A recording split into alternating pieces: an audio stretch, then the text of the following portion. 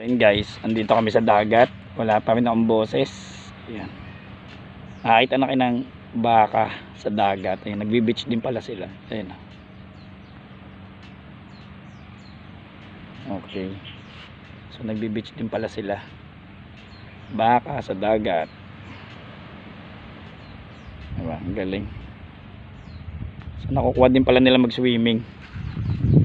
So nandito kami sa may Timalan. So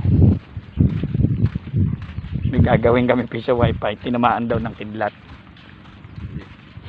Uli for the third time.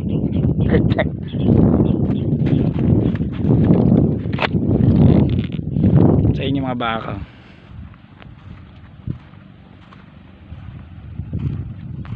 Nagbi-beach. Anyway, wala na tayong magagawa.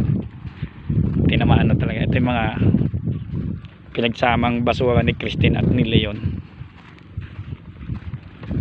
So, talagang matindi. Okay, tama na. Mamaya update na lang ako. Tapusin muna namin yung trabaho.